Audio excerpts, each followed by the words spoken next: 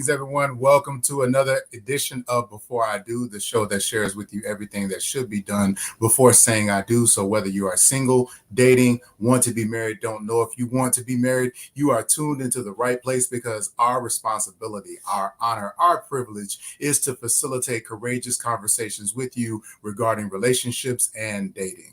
And the show is meant to be interactive. So when we pose a question, well, actually today it's all about questions. So feel free to put your questions in the chat area and let us know what's on your heart, what's on your mind. Do you have questions about dating? Do you have questions about being married? Do you have questions about relationships in general? We want to know, we want to hear from you. So today is that day. We are your experts. We're ready to hear your questions. So today is actually the last Wednesday in February, and so that means it is our Speak Now Q&A night. So as Charmaine mentioned, we are here to answer your questions, so be sure to go ahead and put those into the chat. And we actually do have some questions already that we are going to get into, but make sure that you put your questions in the chat and we will be sure to get to them. One of my favorite nights as far as when we talk about Before I Do is the Q&A, because you never know what you are going to hear. We have some really inquisitive people, and so it gives us a chance to learn a lot as well. And speaking of learning a lot, we know that February is the month of love, is Valentine's Day, and also we know that we celebrate Black History Month. But what I didn't know that you actually shared with me on Sunday, I had never heard this before, that February is Teen Dating Violence Awareness Month. And so I had never heard of that. So can you share a little bit more about what that exactly is and where it come from? Well, the abbreviation is TDV, which stands for Teen Dating Violence, and pretty much it is a form of trauma. With our clients and our couples, we do an ACE assessment, and ACE it's an acronym for ACE, which stands for Adverse Childhood Experiences. And so when millions of young people experience dating violence, and President Barack Obama, when he was in office, this was something that he had a heart and passion for our young people to develop and cultivate healthy relationships. And so he made it a National Awareness Month. He wanted to shed light on healthy relationships when our young people experience unhealthy relationships at a young age. It causes trauma that can stick with them for the rest of their lives if they don't have healthy relationships, if they don't really gain the skills and tools that they need to communicate well, to know how to respond to their emotions in a healthy way, because it just becomes a cycle, right? If we don't learn that to regulate that, then it shows up in every aspect of all of our relationships, be it romantic, be it friendships, sibling relationships, family relationships, etc., at school with their teachers and classmates, and so on and so forth. So the CDC, things that can fall under this dating violence is physical violence. It can be sexual violence, psychological aggression, or stalking. And so these are just some to mention. And yes, there is a way to support. If there is a teenager who's experienced this, there are ways to support and help them heal. Yeah, and this is a very important topic, especially as we get into young people and as they get older, because the dating ages are now getting younger and younger. So we know that when it comes to formal dating, because for some of us, I know in our household, our daughter could date when she turned 16. Don't tell no Exactly. But we know all the way down in middle school, you know, they have special friends. And so this is a very pertinent issue that we want to make sure that we're covering and aware of. And this actually gets into our first question of the night, which is what are some tips and strategies that adults can use to actually support teens who are dating? Well, the first thing I'm going to tell the adults is you need to walk the walk, talk the talk, and model the model. I mean, some of the best and healthy relationships that they need to see is they need to see the witness. They need to be a witness to your reality. And so I know we've had couples that have said, man, I chose to to really make sure I separated myself from an unhealthy relationship. It's important. They're watching us. And so whether you have a friendship or doesn't have to be romantic, how are you handling your relationship? So that's the first thing. But I do want to share that about 1 in 12 U.S. high school students experience physical dating violence, and 1 in 12 high school students experience sexual dating violence. So it's not as rare as you think. and it can show up and you not even be aware. Just pay attention to your children, and if they're acting scared or jumpy or testy when they're around certain, watch them, observe them around their friends.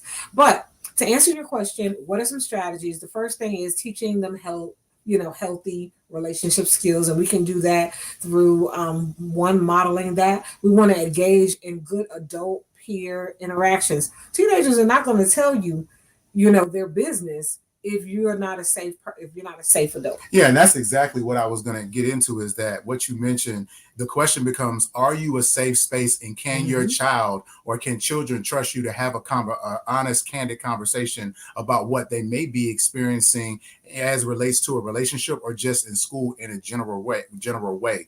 A lot of times young people are used to adults getting angry at them about them being honest about some of their experiences or about some of the things that they're feeling. And that does not create the type of atmosphere and relationship where young people can come to talk to you about really difficult things. So it is very important that you have those conversations with your child on a regular basis to just check in with them. And, I know growing up, the old school phrase was children should be seen and not heard. And when you do that, you actually marginalize young people. And so you really devalue them. And so why would they come and tell you about some of the serious things that are going on?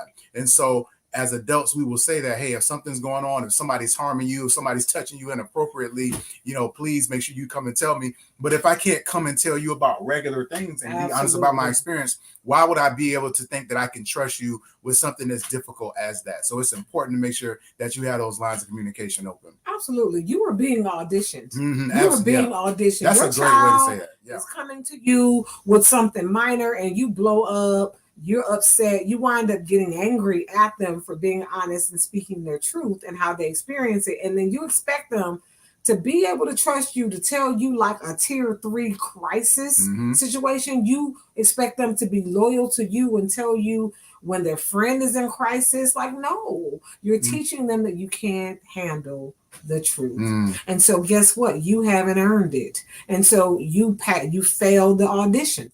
And every time you fail an audition, you are pushing yourself farther away from your child. We definitely want to disrupt developmental pathways. So in childhood, adults, let's be adults. If you have an issue, if you in your relationship and you guys argue or raise your voice, or you need to first of all allow a child to be a child. Excuse yourself. Handle your adult business in an adult environment, right? And so you need to model at all times. But we want to protect our children's childhood. We want to create protective environments. And so making sure that the home is a safe place so that they're not trying to run away. Run away because their parents are fighting or arguing and things like that. And so these types of things really put a lot of teenagers, when they run away from the distractions that are happening at their house, what are they running to?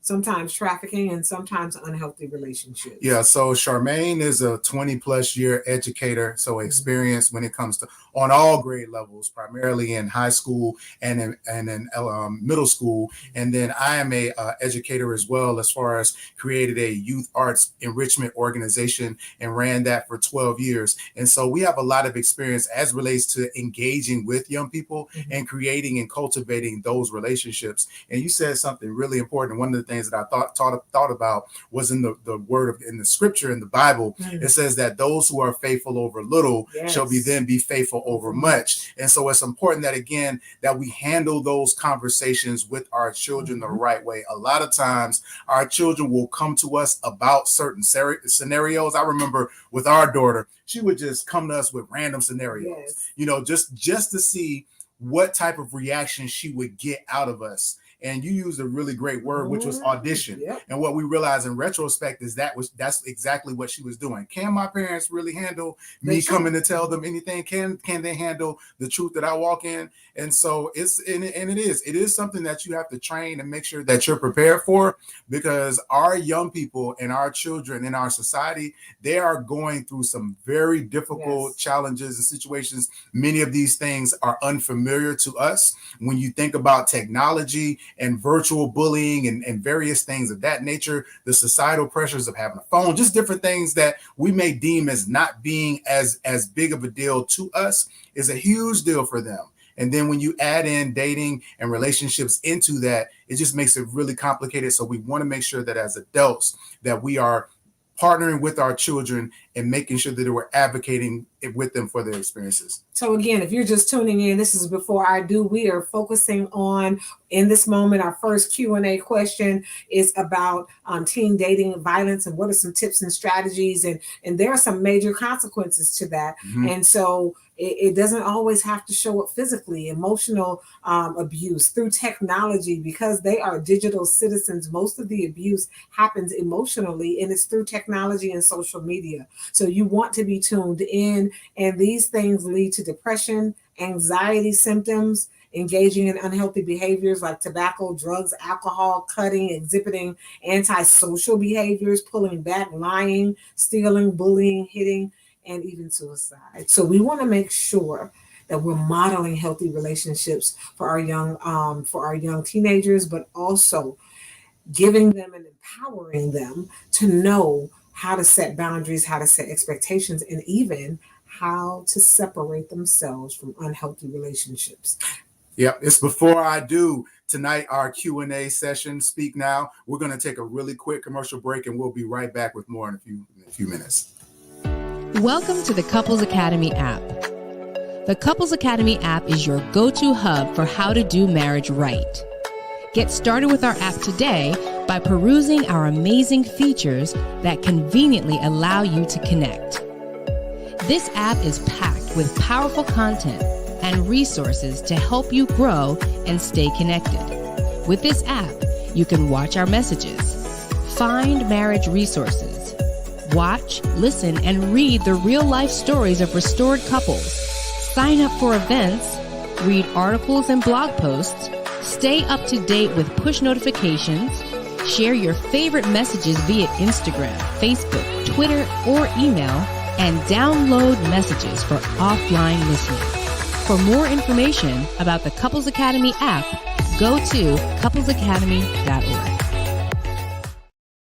Welcome back to Before I Do. This is Q&A night. We want to hear from you. What are your questions? We're your experts about dating, about if you're engaged to be married, want to be married, just happy you're not married anymore. We want to hear from you. So go ahead and put your questions out there. Tonight is Q&A. We're your experts, and we're ready to share some direct advice to you. So go ahead and take advantage of this opportunity in this night. Absolutely. So we actually had some holdover questions from the show that we did last week, which was a really great show. Yes. Love Hangover. So we were talking about getting over individuals that we were in relationships with. And we actually had some individuals that had some questions that we weren't able to get to last week. And so as promised, we're getting ready to go into those questions right now. So first one was, how do you help someone who doesn't want to be helped? How do you get a healthy co-parent relationship? My husband hates me for some reason. We divorced, but it was because of his infidelity. I forgave him, but it seems like my peace and niceness makes him hate me even more. So I'll just say, I'm so thankful you got peace. Yes, absolutely. That is the gift that keeps Where's on the giving. bell? You forgot the bell. Where is the bell? The bell. But that's the peace that keeps on giving. And so you don't let anything absolutely take your peace. Yeah. And so I'm going to pass it right back on. I just had to say that I'm very thankful that you are in a place of having peace. You can't go in a store and buy that. Yeah. Okay? Great gift. Yeah, so let's peel this back layer by layer. So question number one is, how do you help someone who doesn't want to be helped? You cannot. And that is the easiest, shortest, best answer that I can give you, but it is the most important. And the reason why is because trying to help someone who doesn't want to be helped only ends up hurting you. And you can do a lot of damage to yourself, just as Charmaine mentioned, where you're in a place where you're trying to be peaceful, where you're trying to move on with your life. So trying to pull someone into a better place and they don't want to go is a really difficult thing, not only for you, but not only for them, but for you as well. It reminds me a lot of when they say when someone's drowning, right? When someone is drowning, as you're trying to save them, you don't grab them from the front. You have to grab them from behind, because what happens is if you grab them from the front, they're going to be fighting you. And so both of you will end up actually sinking and drowning. But if you grab them from behind, then it allows you to be able to really guide them in a way to where they're not fighting against you as far as with being able to pull them to safety. So know that you cannot help someone that does not want to be helped. Now, I understand in this particular situation, you all are attempting to co-parent. So your next question is, how do I get a healthy co-parenting relationship? Now, this involves both of you being able to come to the table and have voice about the process. So making sure that your ex-husband is able to convey some of his expectations, some of the things that he would like to see. Obviously, what you all have in common right now are the children. So the focal point should be on what is in the best interest of the children. And you all may not necessarily, as you come to the table, agree on exactly what that is. So it's important for both of you to have the ability to spell out exactly what's on that list. So if Charmaine and I, for example, were to sit down, she may have 7 or 8 things on her list. I may have 5 or 6 on my list. So being able to have a discussion about what's on our list, figure out what we can agree on, and then merging those things together. And that is where you start. So being able to start with some common ground in order to build a foundation is an important way in order to when you think about co-parenting. Now you've already shared that. Okay, if he is really in strong dislike of you, we know that is probably not a reality in this moment, in this season. And so the both of you probably will need a mediator, someone that someone that would really be able to help you guys communicate effectively. Because when someone is in strong hate or dislike of you, they don't want to talk to you. They can't receive the words coming out of your mouth. So this can be a very big issue. But when it comes to this process, again, it is 2 different sides. Because one, you have to establish, yes, the co-parenting piece is one, agreeing what's in the best interest of the children, but now it's our relationship. How do we interact with each other? What are the boundaries of our space and things like that? And so it's just really, how can you even get to that place if you don't have the support that you need? So definitely Couples Academy, reach out, please reach out, because that co-parenting situation after a divorce can be a big challenge. And it's possibly that he doesn't realize it, but he can get rid of some of that emotional toxicity that he's carrying around for you if he decides to really reach out. Yeah, and speaking of that actually goes into the last part of the question when she talks about the fact that she forgave him, but it seems like your peace and where you are being in a good place actually makes him hate you even more. There is a strong possibility that even potentially his infidelity was an attempt to get your attention. Oof. So now listen. So closely. you didn't. So it may be that you haven't responded the way that he thought you would respond, and that actually is making him even more upset. And so the Bible talks about when your enemy or someone that hates you, when you're nice to them, that actually heaps hot coals on their head. In other words, when you treat someone not according to what they've done, but according to the peace and the genuineness that's in your heart, then it actually allows them to turn the mirror on themselves. So he's actually not necessarily angry at you. He is angry at himself, at the lack of response that he is probably getting from you, because it sounds like some of these things have been done in order to elicit a response from you that he is not necessarily getting. But the most important thing in this, just as you mentioned, is for you to continue on in the path of peace. Yes. Make sure that you are modeling out what it looks like to live a life that is reconciling within yourself, that is going to be a good model for your children, and always make sure that you leave the door open to have a congenial conversation and relationship with your ex-husband. That is very important. Absolutely. And it's definitely going to benefit the children. It's going to benefit you and benefit him. But right now, there's some personal issues and things that he is experiencing that he obviously is not yet ready to really engage with you in. And so really that struggle is internal, and it's one that he, it would benefit him to get some support, but it is often a challenge to get men to accept this process. And so reach out. Walter, a lot of the men here at Couples Academy, they are amazing. Mm-hmm. And and we'll be able to support that process. Absolutely. All right. Next question. Again, these are from last week from our show, Love Hangover. Question was, how do you establish boundaries in a co-parenting situation? So this is a continuation somewhat of the question that we just discussed. If there is no option to completely let go of him, I want us to have a positive relationship. Yeah. And so this is where we get granular in the counseling session, where boundaries start with one, our interactions. So what do you expect? You can't inspect something that you don't have an expectation for. So what is your expectation for how he should speak to you?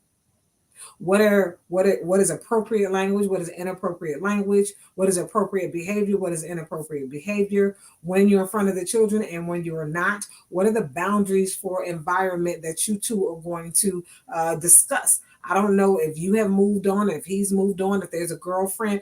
When you guys do choose to move on, he chooses to date or you chooses to date. What are the boundaries of that? Is he allowed to bring, a girlfriend to meet the children, or are you both going to agree that no, we're going to wait 6 to 12 months before you introduce our children to anyone that you're dating, right? So boundaries, when we talk about that co-parenting, it's not just what's in the best interest for the children, in the best interest of the children, it is also your interactions with each other and making sure, man, are we going to agree to still do family things together so our children still get that sense of family?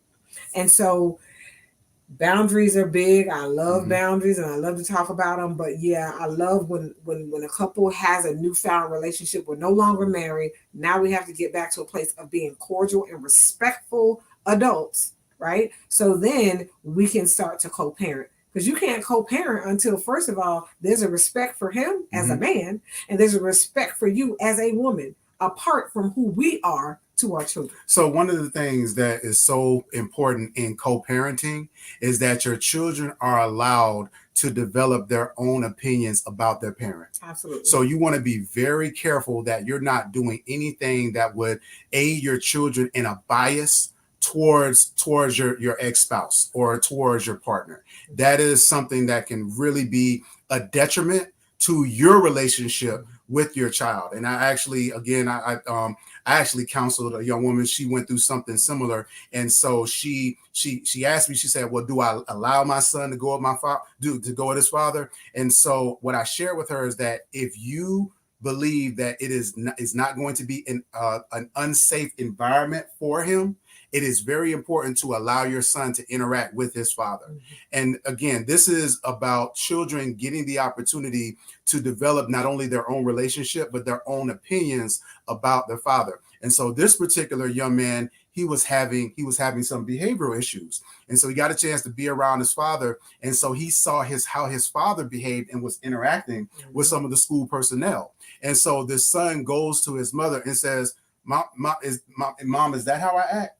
And she looked at him and says, "Yes, son, it is." And it totally changed his behavior moving forward because he was able to see that reflected in his father and decided that was not what he wanted to be. Now, imagine if he did not have that experience, if he was kept from him and not allowed to be able to see that. So it's very important that your children, again, as long as it's not an unsafe situation for them to be in, you want to make sure that you protect and guard your children, but you also want to make sure that they do have accessibility to that parent so that they can build their own decisions and experience with that particular parent. Yeah, what you're speaking to is, it's interesting, and that is why the family design was meant to have the husband and the wife and the children, because again, we are the first teachers.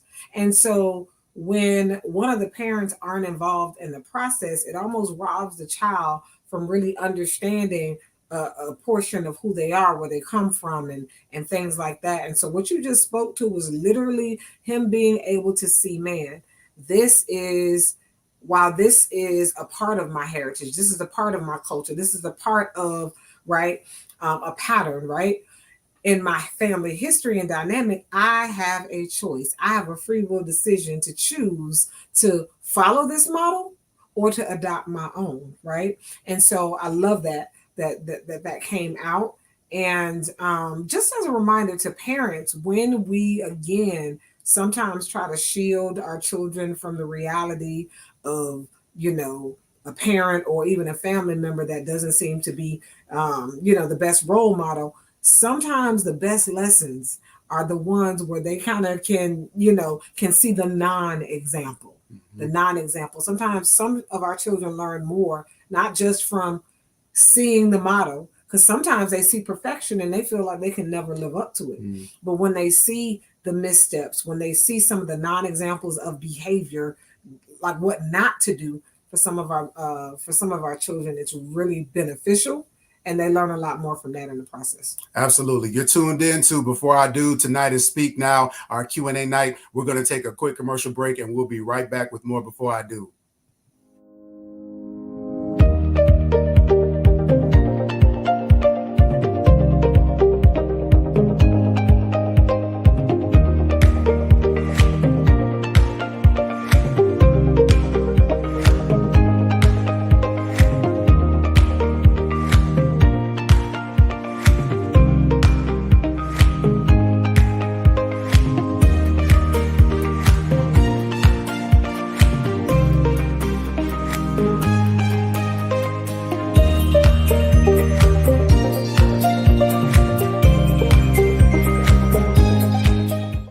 Welcome back to Before I Do. Tonight is Speak Now, our Q&A night. And so we actually have been some really great, strong questions, some holdovers from last week's show. And again, we started out talking about Teen Dating Violence Awareness Month, which I had not heard of before Sunday in our conversation. And again, something very pertinent when we think about our young people and them becoming involved in dating and relationships at a young age. And so very important, I know, in our household was to allow our daughter to have the experience of being able to date formally before she left our home so that she can have that guidance on hand and being able to share those experiences with us. And it has it's really made the difference. And so, it is a really important thing. Again, this was instituted a few years ago, you said, by President Barack Obama. Absolutely. And has been something that continues to gain more and more traction and awareness, right? Absolutely, yes.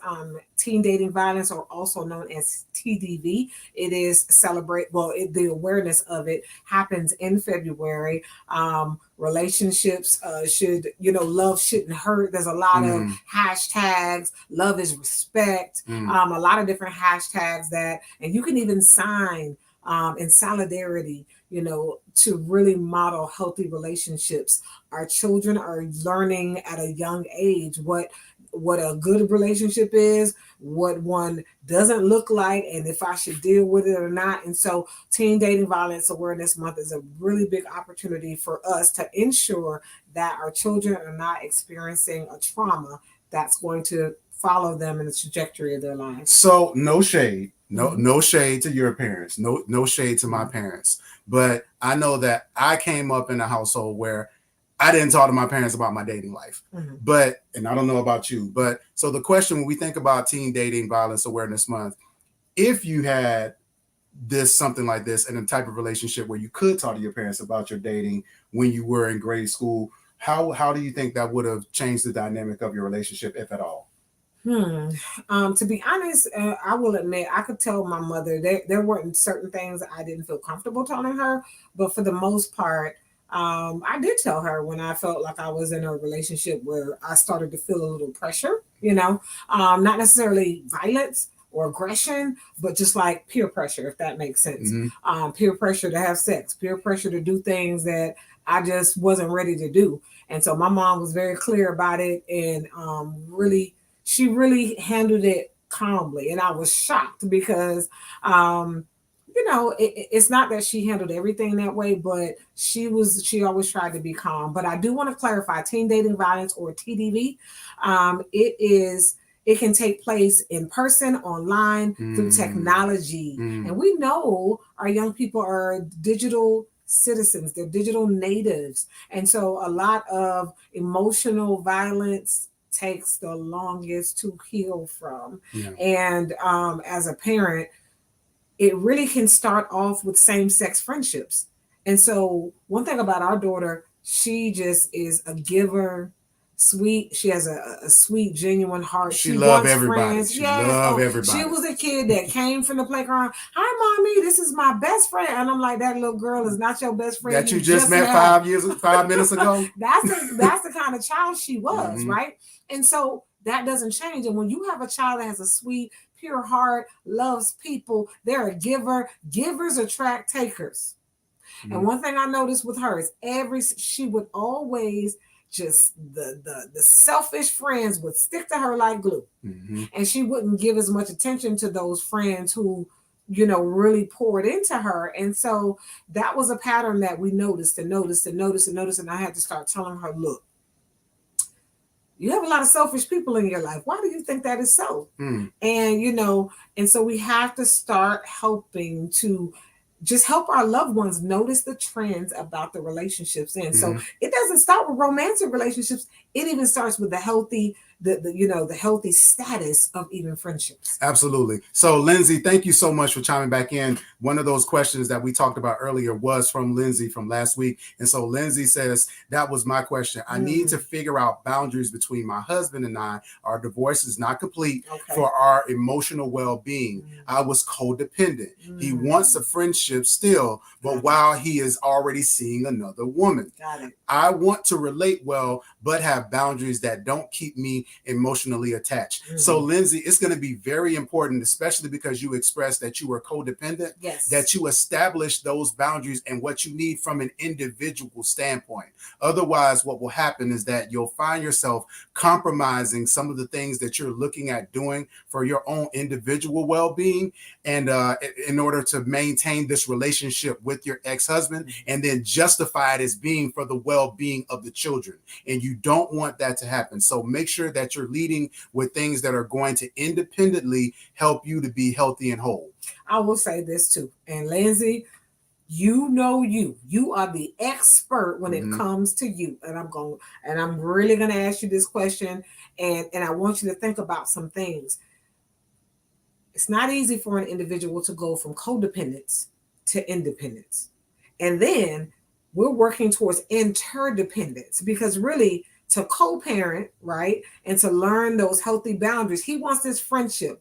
That means that there is a level of independence, right? He's exercising this independence because he's already dated, right? And so the question becomes this for you. Can you truly go back to being his friend? Is it really a friendship? So the first thing I ask clients, because we do have several clients in the same, in the same experience. And when I'm working with the women one-on-one, I remind them we have to be very mindful about what we say. Can you really honestly go back to being friends? Do you want that? Okay. Because sometimes for some men, it's really easy to just flip that switch. Okay, well, I'm just going to say we're going to be friends, and they've moved on. But for you, can you truly be his friend? A friendship requires a certain level of vulnerability. It requires trust. Trust literally is the air that a relationship breathes. And so if you guys are not in a place of trust, you guys are not in a place of vulnerability, and if it's not safe for you to be vulnerable in this moment, then friendship is not the appropriate word. It is more, we're in a co-parenting partnership. And we're going to be cordial. Exactly. We're going to be cordial. We're going to be co-parent partners. That's it, right? Because if your heart isn't emotionally ready to enter into a friendship, and then a friendship is, I can trust my heart in his hand. And so I lead you with that question. And I love working with us as women, because you have to, in this season, your heart is very fragile. You are rebuilding yourself.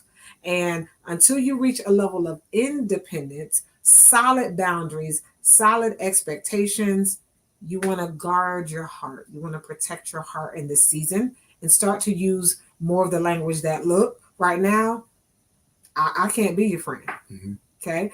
But we can absolutely have a co-parenting partnership, meaning the only intimate details I will share with you is with regard to our children and the parenting process. But as far as you sharing your personal, who you're dating, who you're liking, thinking of, are you truly ready? And is that what you truly want? It might be what he wants, but is that what you want?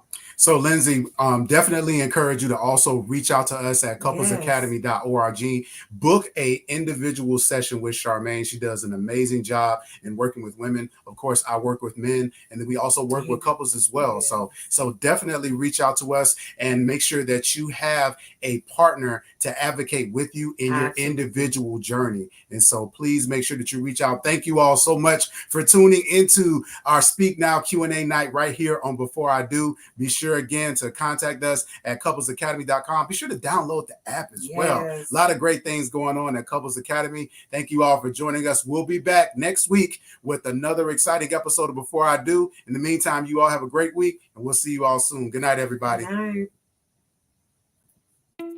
We're really excited about Foundation. It is a new group program where couples are gathering from all around the world twice a week, couples who just want to have a thriving, successful, amazing marriage. No really well-built house is built without a foundation. As a matter of fact, without a foundation, it can't stand. It would just crumble right into the ground. We are